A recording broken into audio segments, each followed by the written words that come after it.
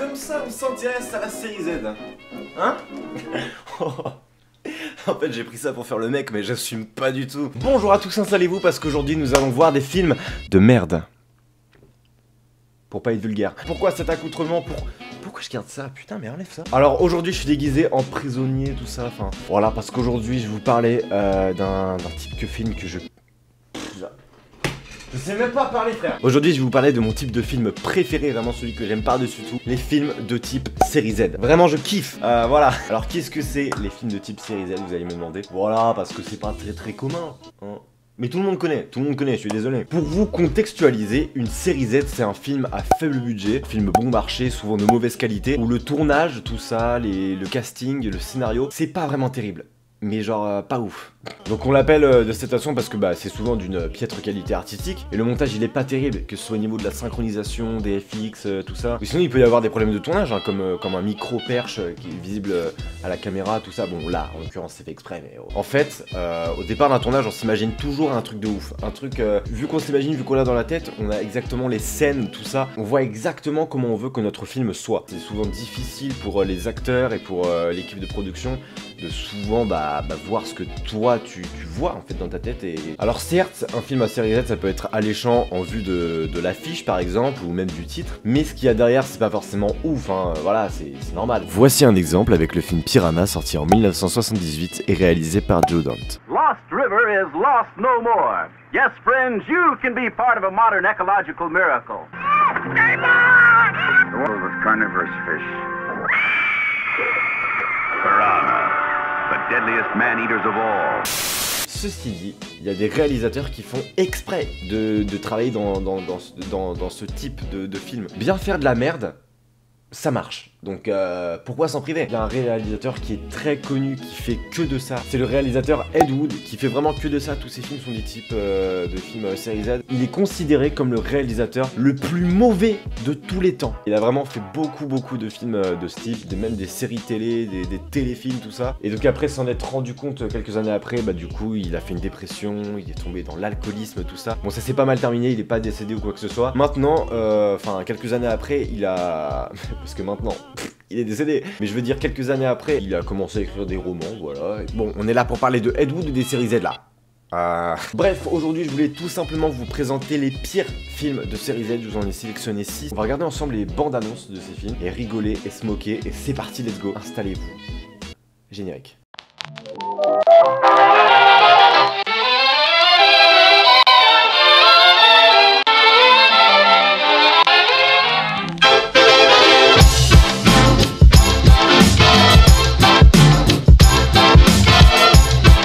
On va commencer avec le tout premier film qui s'appelle King Dinosaur, qui est sorti en 1955. C'est l'histoire d'une équipe d'explorateurs qui vont aller sur une nouvelle planète qui est appelée Nova. En fait c'est une planète qui ressemble beaucoup à la Terre, et tout simplement sur cette planète ils vont rencontrer des animaux géants qui vont vouloir les attaquer, ils vont du coup les combattre, ainsi qu'un géant dinosaure. Voilà, donc je sais pas ce que ça va donner. Pour moi le scénario il est hyper marrant, du coup je pense pas que ça va donner un truc de merde. Voilà, on va voir ça, c'est parti. Attends. On peut juste remettre le début. Tes yeux n'ont jamais vu un truc pareil.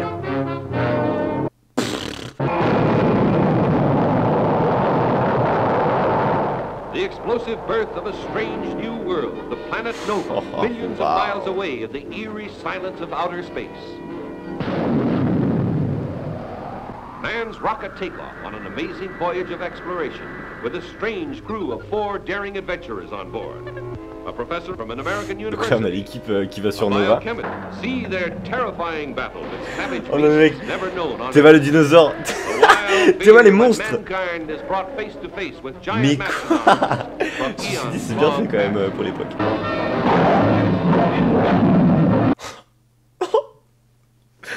Je veux le voir, je veux le voir. Je suis désolé, mais ce film est beaucoup trop marrant. Ça va, en vrai, ça va, c'est pas dégueulasse. Pour l'époque, vraiment, c'est un truc hyper marrant, je trouve. On passe au prochain film.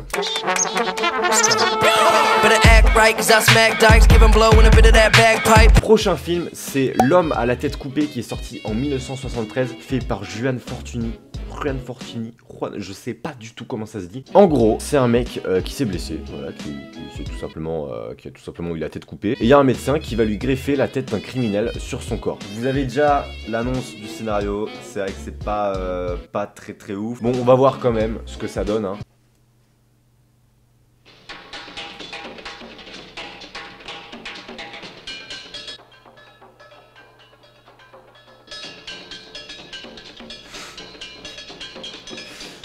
Oh putain. Déjà la manière dont c'est filmé, ça fait peur. Un film d'une grande émotion, qui vous captivera rapidement par son réalisme. Oh non. L'homme à la tête coupée. Pas la tête coupée, la tête coupée. Tu peux pas faire de faute là, je suis désolé. Dans un climat inquiétant. Un simple collier de perles les conduit à la destruction. Déjà le mec il a une tête de psychopathe. Comment tu peux ne pas t'arrêter devant lui en fait? Moi perso je me méfie. S'affrontent pour survivre. Et chacune d'entre elles se montre plus sauvage et plus cruelle que l'autre. Comment vais-je le faire? Ici c'est impossible. C'est quoi ce doublage? Oh non, je vous avais dit la synchronisation c'est pas ouf. Sachez que Surnet ne meurt pas. Peu m'importe comment. Oh les voix off elles sont géniales. Mec je veux savoir qui est-ce qui a doublé ça. Tu vas me dire la vérité, sinon personne ne te reconnaîtra, putain. Putain. Mec, la synchronisation, je suis désolé, elle est horrible. Elle est horrible, les bruitages, ils sont pas dans les... Putain, comment tu peux faire ça? On passe au prochain film. Je mets un poids multicolore, j'ai le flow d'un tapis twister. Prochain film, Devil Story, il était une fois le diable, sorti en 1985, réalisé par Bernard Launois. C'est l'histoire d'un mec qui est totalement défiguré et à chaque fois, partout où il passe, bah il sème le mal en fait, tout simplement. Par exemple, s'il passe à côté d'une personne, bah la personne va passer un très mauvais quart d'heure. Il était une fois le diable, Devil Story.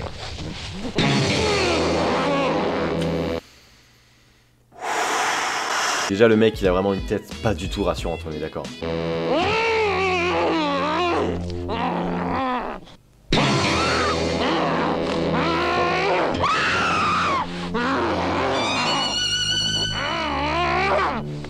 C'est pas vrai.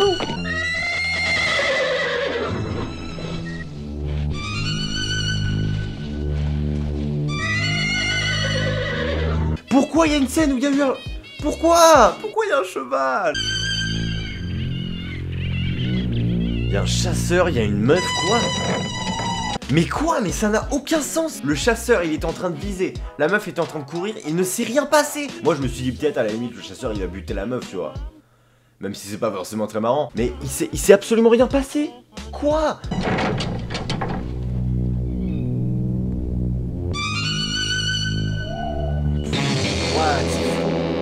C'est flou. D'accord, donc là ils ont ramené une tombe, on est d'accord. Quoi ça va?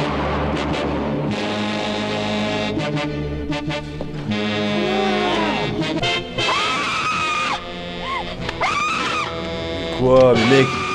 C'est le pire jeu d'acteur. Je suis désolé, quand t'as une momie qui est en train de t'étrangler, t'es pas en mode... Va-t'en. Ah mais va-t'en, mais lâche-moi. Après j'avoue la momie elle est bien faite. Là je suis jaloux là.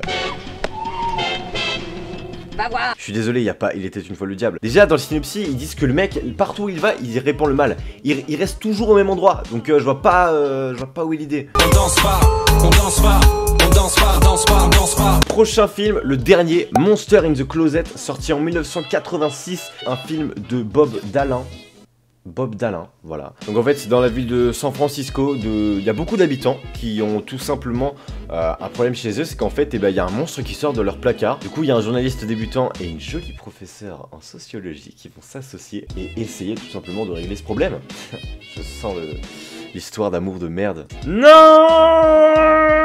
J'ai voulu voir la bande-annonce sur YouTube, mais elle n'est plus disponible, elle n'existe plus. On va essayer de la trouver autre part.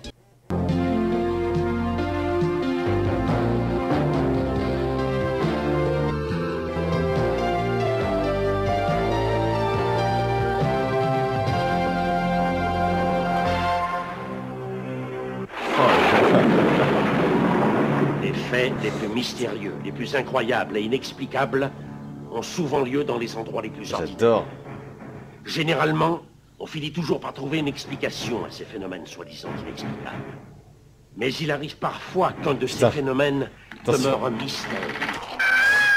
Là là là. Déjà, les gens vraiment dans les séries Z, ils savent pas jouer la peur. Ils savent pas faire ça. Et puis surtout les synchronisations. Oh là là là là là là. Les racolages de merde. Sûrement pas un serpent, croyez-le. Le président Sûrement pas un serpent, crois-moi. déclare l'état d'urgence immédiat. Oui, c'était quelque chose de tellement laid. Puis même la synchronisation du son, elle est horrible. Et tellement immonde. Et tellement effrayant. L'armée des États-Unis tout entière ne pourrait pas l'arrêter. Que cette ordure de merde! En fait, c'est pas des monstres qui sortent des armoires, c'est un monstre. C'est épuisant. Oh, Marceau, il est venu! C'est vraiment le mec qui se rend pour le super-héros mais qui a des répliques hyper nulles. Que tu sois transformé en purée de pommes de terre. Bâtard. Nous n'avons pas de temps à perdre. Détruisez tout. Oh là là, le doublage. Je pense que c'est le truc qui me fera le plus rire en vrai là-dedans. La synchronisation des voix, oh là là. Voilà, c'est la fin de la vidéo, j'espère vraiment qu'il vous aura plu. Si c'est le cas, n'hésitez pas à me le faire savoir en laissant un pouce bleu dans les commentaires, tout ça. N'hésitez surtout pas à vous abonner à la chaîne, d'autres vidéos autour du cinéma arriveront bientôt, j'ai beaucoup d'idées. En tout cas, je vous remercie d'avoir visionné celle-ci et je vous dis à très bientôt pour une prochaine, c'était Mathis. Ciao. Truc tous les dimanches.